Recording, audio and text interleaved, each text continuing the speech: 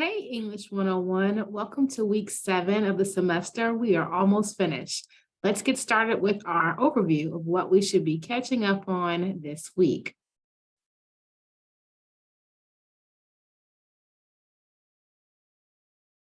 So here's our Blackboard page.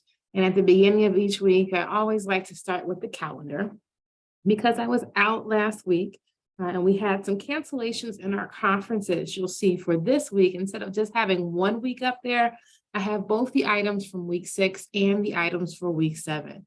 So there's no way around it. There's a lot going on this week as it's the second to last week of our semester in this class. So hopefully last week you were able to complete discussion board number 6, which was all about conclusion paragraphs, and read the examples and watch the examples for the E3 assignment. Because I was out last week, I am extending the deadline for discussion board number 6, as well as the E3 assignment. So if you haven't gotten them done, you can have up until next Monday to get them done. However, all of the things that are due for week 7 are still due on the 6th. So whatever works best for you, I'm hoping that you can find a way to find time to really dedicate to knocking out some of these things this week.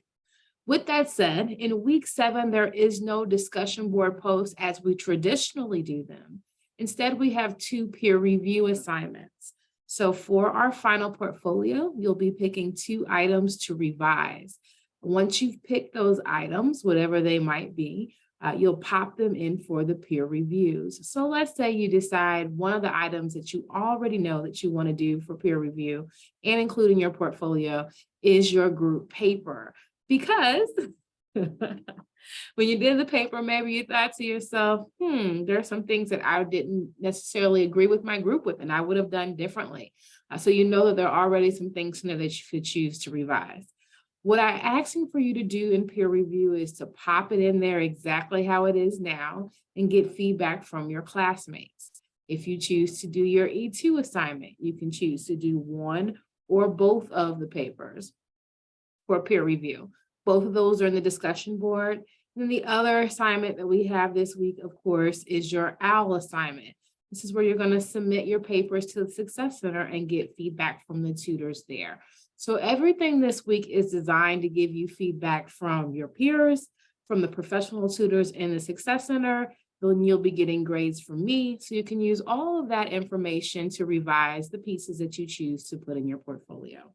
Once you've done all of that, those are the things that we'll be caught up with as far as when we get to the 6th of March. So let's take a look right quick at where these things live in Blackboard. So I'm going to start off with the easy one, which is the discussion board. We're pretty used to going there. You'll see this week we have peer review number 2, peer review number 1, and peer review number 6. All right. So all of the instructions are in there. All I ask you to do is in the subject line, tell me what assignment it is that you're posting for your classmates to give you feedback in, then to go ahead and copy and paste that assignment into the message box. If it's a podcast or a video, of course, you will have to attach the link and then answer the questions as a reply when you look at your classmates' papers. So you're going to do that for both peer review number 1 and peer review number 2. I am going to the essays and portfolio assignment link.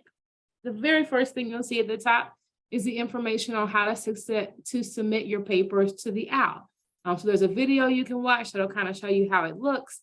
And then there's all of the information here that walks you through the process. You do have to use eStorm. So you log in on that quick links page, you'll hit the one that says Success Center OWL. Across the top of the list on the side, there'll be an option that says submit an assignment, and you'll be able to turn that in. And they typically get back to students in about 48 hours. The last thing I want to draw to your attention that became available last week was the final portfolio assignment itself. If you haven't got a chance to read over that, I would be. This is the last thing that we're going to do in the class, and it'll be what you're concentrating on next week. There are also examples down here from other students in the past that have done the assignment that you can choose to look at if you find that helpful. All right. And then the last thing I just want to point out to you is that I know that I had a couple of people who had to have conferences rescheduled. Of course, there's a link here to the side that says sign up for a conference. please be sure that you're not signing up for a bunch of conferences at once. And that if you sign up for a conference, please let me know if you're not going to be able to make it so that I can give that time to another student. And there are times available this week, and then I'll be adding more times to the list next week as well as we move forward to kind of close out this semester. And with that said, that's about it for week 7. Thank you for all of your very encouraging emails last week. I appreciate it. And as always, email me if you have any questions or concerns.